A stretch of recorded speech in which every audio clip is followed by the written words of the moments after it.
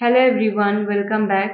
আশা করছি আপনারা ভালো আছেন, সুস্থ আছেন এবং নিয়মিত ইংরেজি প্র্যাকটিস করছেন। তো আজকের এই ভিডিওতে আমি আপনাদের জন্য নিয়ে এসেছি 4 ধরনের রিয়েল লাইফ অ্যাডভান্স স্ট্রাকচার। আশা করছি আজকের ভিডিওটা থেকেও আপনারা নতুন কিছু শিখতে পারবেন। তো watch the complete video. Now let's get started. তার মন রাখার জন্য আমি এখানে এসেছি। তাদের মন রাখার জন্য আমি গিয়েছিলাম। তোমার মন রাখার জন্য আমি গান করছি। তার মন রাখার জন্য আমি যাব না। তো ফ্রেন্ডস, আমরা আমাদের ডেইলি লাইফে এই ধরনের বাক্যগুলো ব্যবহার করে থাকি। তো চলুন প্রথম স্ট্রাকচারে আমরা শিখবো এই টাইপের বাক্যগুলো ইংলিশে কিভাবে বলতে হয়। তো এই প্রতিটা বাক্যে যে জিনিসটা কমন ছিল সেটা হলো কারোর মন রাখতে বা কারোর মন রাখার জন্য আমরা কোনো কাজ করছি।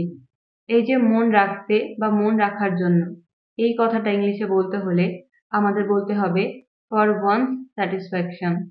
For one's satisfaction. তো এই টাইপের বাক্যগুলো বলতে হলে সেন্টেন্স স্ট্রাকচার হবে, প্রথমে আমাদের বলতে হবে সেন্টেন্স এবং শেষে বলতে হবে ফর ওয়ান্স স্যাটিসফ্যাকশন, রাইট? তো চলুন এবার আরো ভালোভাবে বোঝার জন্য আমরা দেখব এক্সাম্পল। আমাদের প্রথম এক্সাম্পল হলো তার মন রাখার জন্য তোমাকে কাজটি করতে হবে। তার মন রাখার জন্য তোমাকে কাজটি করতে হবে। এই বাক্যটার ইংরেজি হবে you have to do the work for her satisfaction. You have to do the work for her satisfaction. Next, তোমার মন রাখতে আমি সেখানে যাচ্ছি। তোমার মন রাখতে আমি সেখানে যাচ্ছি। এই বাক্যটার ইংরেজি হবে I am going there for your satisfaction. I am going there for your satisfaction. আমি জানি তুমি আমার মন রাখার জন্য এটা বলছো। আমি জানি তুমি আমার মন রাখার জন্য এটা বলছো। তো এই বাক্যটার ইংরেজি হবে I know you are saying this for my satisfaction. I know you are saying this for my satisfaction. তাদের মন রাখার জন্য আমি গান গেয়েছিলাম। I sang the song for their satisfaction. তাদের মন রাখার জন্য আমি গান গেয়েছিলাম। I sang the song for their satisfaction. Next example, সে আমার মন রাখার জন্য আমার জন্য ব্রেকফাস্ট বানাচ্ছে। তো এই বাক্যটার ইংরেজি হবে He is making breakfast for my satisfaction. He is making breakfast for my satisfaction. তুমি কেন তার মন রাখার জন্য মিথ্যা বলছো? তুমি কেন তার মন রাখার জন্য মিথ্যা বলছো? Why are you telling lies for her satisfaction? Why are you telling lies for her satisfaction? তো আপনারা দেখলেন যে এই স্ট্রাকচারটার সাহায্যে এই ধরনের বাক্যগুলো ইংলিশে কত সহজে বলা যায়। তো এবার একটা বাক্যের ইংরেজি আপনারা বলবেন। বাক্যটা হলো তোমার মন রাখার জন্য আমি যাব না। তোমার মন রাখার জন্য আমি যাব না। এই বাক্যটার ইংরেজি কি হবে আপনারা কমেন্টে লিখে জানান।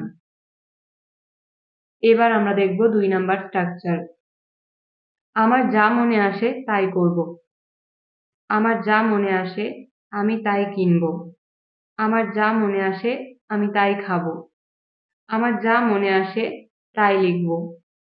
তো এবার আমরা শিখব এই টাইপের বাক্যগুলো ইংলিশে কিভাবে বলতে হয়। এই প্রতিটা বাক্যে আমরা যে জিনিসটা কমন দেখতে পাচ্ছি সেটা হলো আমার যা মনে আসে।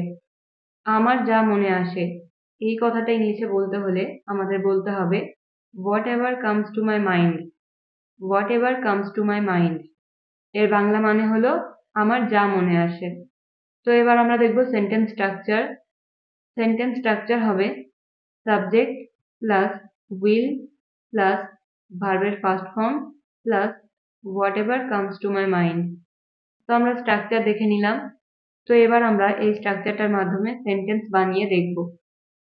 তো আমাদের প্রথম সেন্টেন্স হলো আমার যা মনে আসে তাই করব। আমার যা মনে আসে তাই করব। এই বাক্যটার ইংরেজি হবে I will do whatever comes to my mind. I will do whatever comes to my mind. আমার যা মনে আসে তাই বলবো। আমার যা মনে আসে তাই বলবো। এই বাক্যটার ইংরেজি হবে I will speak whatever comes to my mind. I will speak whatever comes to my mind. Next, আমার যা মনে আসে আমি তাই খাবো। আমার যা মনে আসে আমি তাই খাবো। I will eat whatever comes to my mind. I will eat whatever comes to my mind. আমার যা মনে আসে আমি তাই লিখব। এই বাক্যটার ইংরেজি হবে I will write whatever comes to my mind. I will write whatever comes to my mind. আমার যা মনে আসে আমি তাই কিনব। I will buy whatever comes to my mind. I will buy whatever comes to my mind.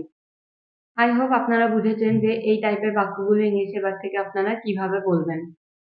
তো এবার একটা বাক্যের ইংরেজি আপনারা বলবেন।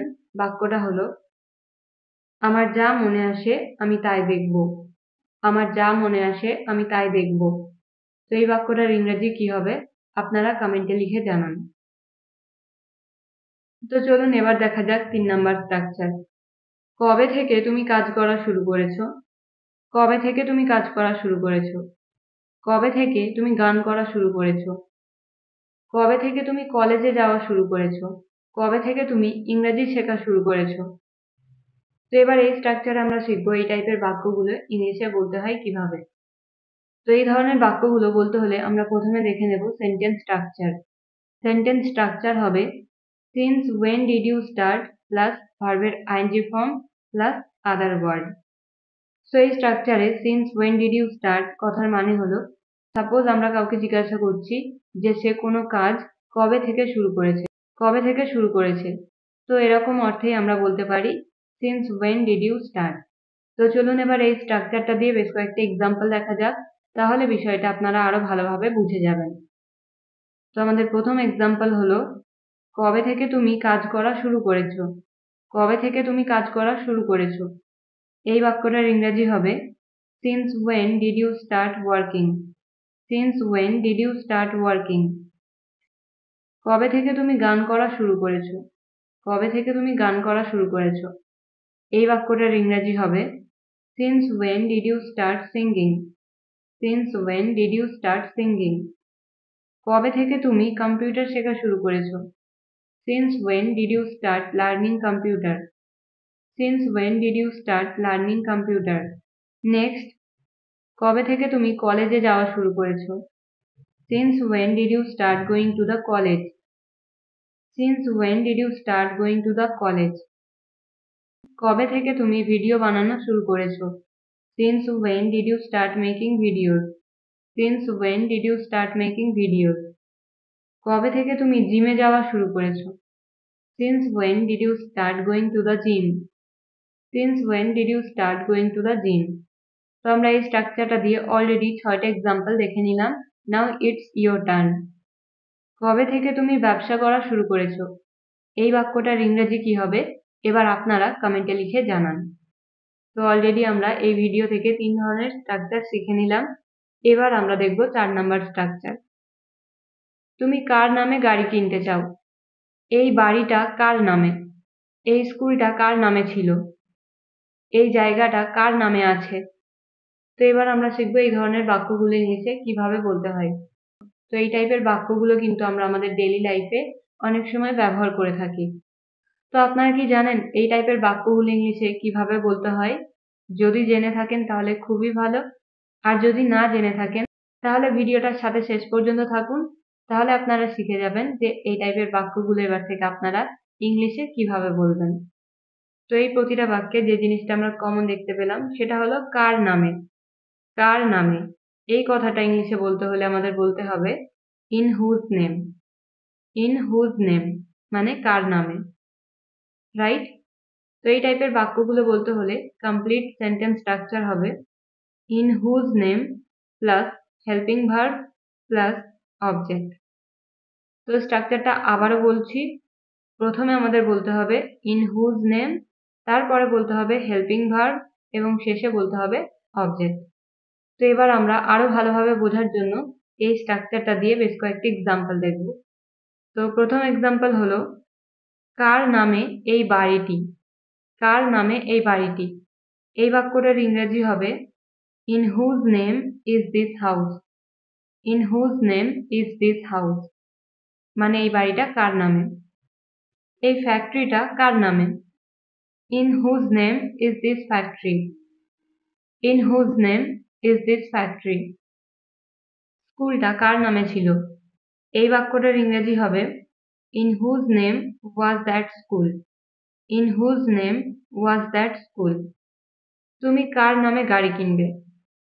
তুমি কার নামে গাড়ি কিনবে? এই বাক্যটার ইংরেজি হবে In whose name will you buy the car? In whose name will you buy the car? তুমি কার নামে জায়গাটি কিনবে? In whose name will you buy this land?